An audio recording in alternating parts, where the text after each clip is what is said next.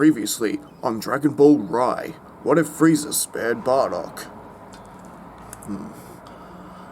Frieza had begun his plan to destroy planet Vegeta, with the exception of sparing Bardock, realizing the valuable manpower he would lose, especially when it came to conquering planets. Meanwhile, Guinea, overhearing rumors that Frieza was coming to blow the planet due to a couple of idiot Frieza Force soldiers leaving their scouters on, Guinea was able to rescue her son Kakarot and escape planet Vegeta moments before its destruction. Having witnessed the explosion herself firsthand and seeing Frieza herself from out her space pod window, Guinea spent the last 20 years plotting revenge. Meanwhile, Bardock and his crew were tricked into still working for the evil Emperor, being told that an asteroid had destroyed their planet. Little did they know of the actual truth.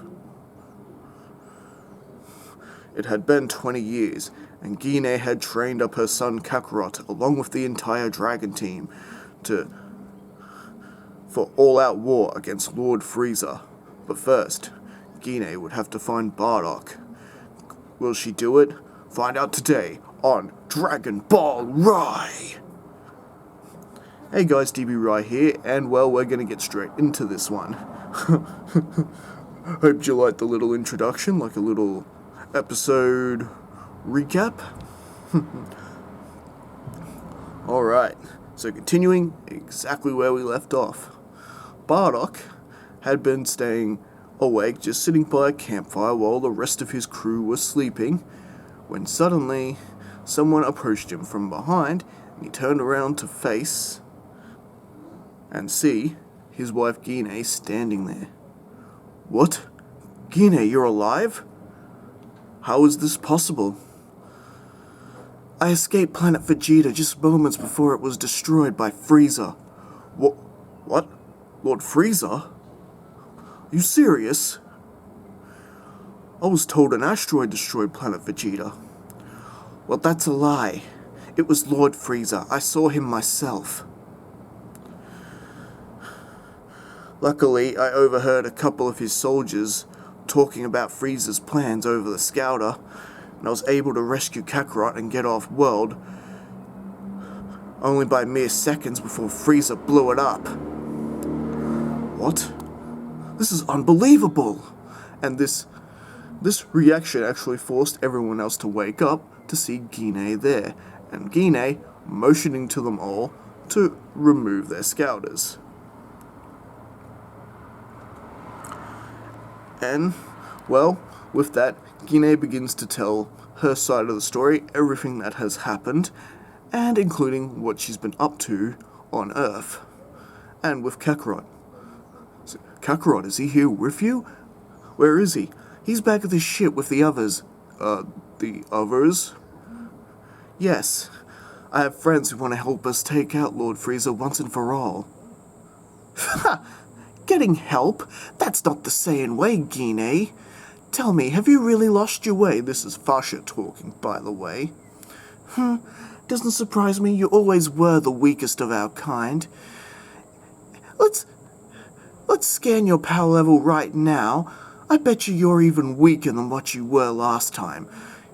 Fasha, putting her scouter back on, scanning Guinea, and Guinea just stands there with a smirk, raising her power level slightly.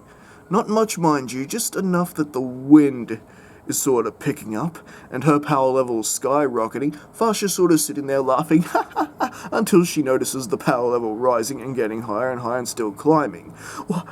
What? Impossible! Impossible! 20? No, 30? 45,000? That's stronger than we are at the moment! Bardock looking especially shocked. Guinea has managed to increase her power, 45 times as much since the last time he saw her on planet Vegeta. He is shocked, but at the same time, he's feeling pride for his wife. A bit of the old attraction is starting to stir up, and that's what the Saiyans are like. And well, With that, Gine suddenly charges and punches Farsha in the gut. I never did forget about that space pod incident. You know, when you sabotaged my space pod? Her referring to back when she was a part of Bardock's crew for that one mission.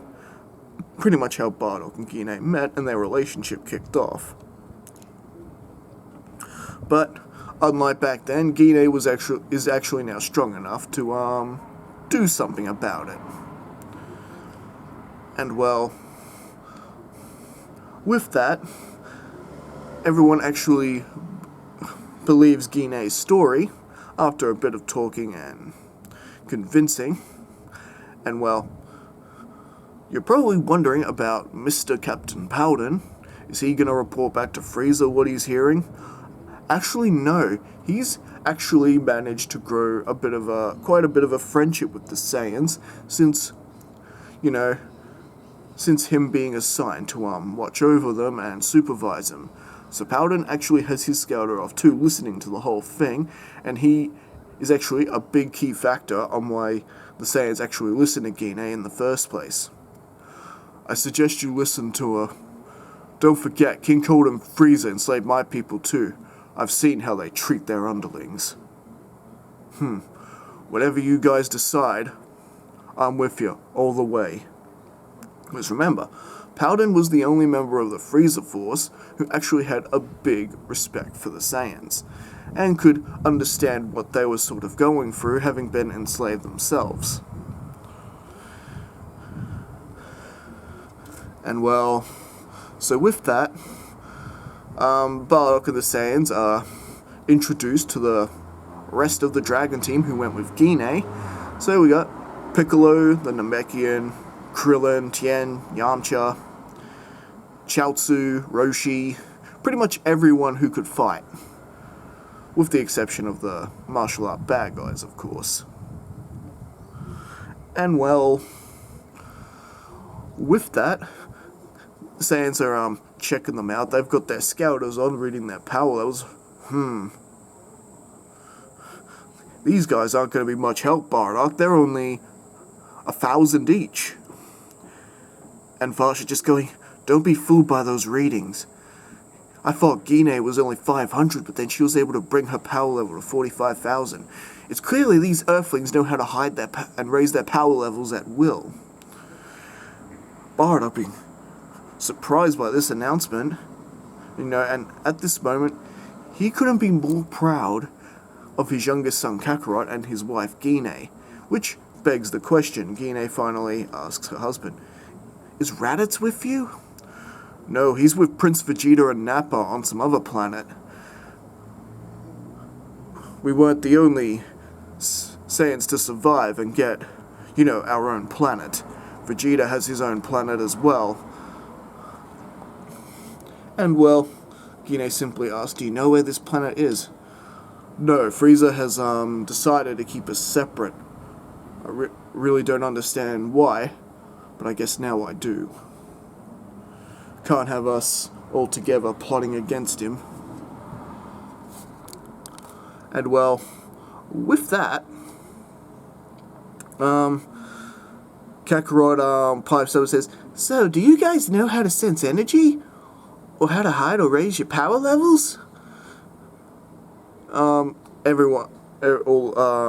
and his crew, not sure what he's exactly talking about. I suggest we learn that, because does Frieza have those detector thingies as well? Everyone just sort of nods as in a yes. "Well, we better teach you guys how to suppress your energy so Frieza can't detect us, nor be able to stop us for what we're planning." And Bardock, in a complete agreement, everyone should learn that. And so, with about a month of training and learning to suppress their energy, and with Captain Powden as well, everyone learns how to hide their energy, and with that, they decide to pick up and leave the planet.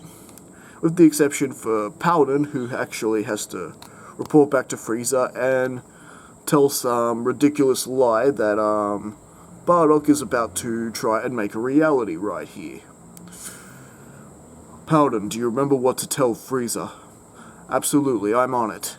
With that, Paladin takes his leave, and the Capsule Corp ship, which of course is equipped with a grav chamber so the Saiyans can get stronger, is hovering above the planet when Bardock powers up a real high-energy ki blast and destroys the planet.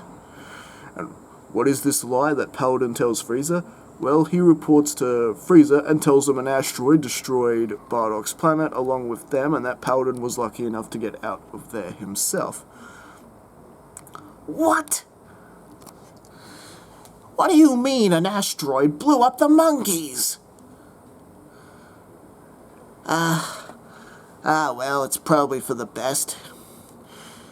What about Raditz, Dapper, and Vegeta? Has their planet been blown up by an asteroid as well? No, they're still fine. Good. Well, it looks like we've got a few of, the obedient monkeys left. So it's not a total loss. I can't say I really trusted Bardock. And, well, Frieza actually buys the lie. Zarbon do sort of laughing at the irony. Kinda funny, we told Bardock that Vegeta was destroyed by an asteroid, and now the same thing actually happens to him. Yes, it is kind of a bit of a funny coincidence, isn't it? And, well, with that, the Dragon team are looking for another planet that may be just on the scope of Frieza's influence, somewhere where they can continue their training and hide out, while they actually get stronger and strong enough to actually take on Frieza. And after they find this world, Gine is thinking that she should take the ship and at least see if she can bring Raditz, Vegeta, and Nappa back to the fold. Probably, not a bad idea. But Bardock does imply that it does carry its certain risks, because if they don't believe a thing Gine tells them, they can simply report to Lord Frieza, and the Saiyans could lose their element of surprise. So Bardock does recommend a month of training in the grav chamber before Gine goes off on some rescue mission. Just so the Saiyans do have a fighting chance if Frieza or his men do make a bit of a house call. If Gine's plan, blows up in her face. And with that, the Saiyans, the stronger ones, do spend quite a bit of time in the grav chamber, while the Earthlings aren't really getting any more benefit from the gravity training. They've pretty much pushed themselves as far as they can go. All of them being at almost 50,000 themselves. They do get some benefit from the grav chamber, but not as much as the Saiyans do. And well, with that, Gine does go on her little mission to try find her other son Raditz, and basically she's just flying blind, just hoping to sense his energy, or that the scouter picks up his energy. Yes, she does have a scouter with her, just in case. Anything to make finding Raditz a bit easier. And well, I think that's actually where we're going to leave things for right now. So what do you guys think? Did you enjoy this part? Did you enjoy that Gine was strong enough to take down Thasha? I personally quite enjoyed that. I thought that was a pretty cool addition to the story. And ultimately, will Frieza actually catch on to what the Saiyans are up to? Will Paladin be able to keep up his lie? And, just so many questions. And, we'll be back next time to answer those questions.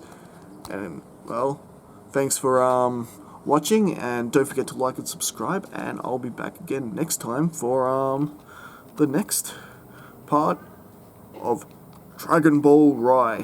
What if Frieza spared Bardock?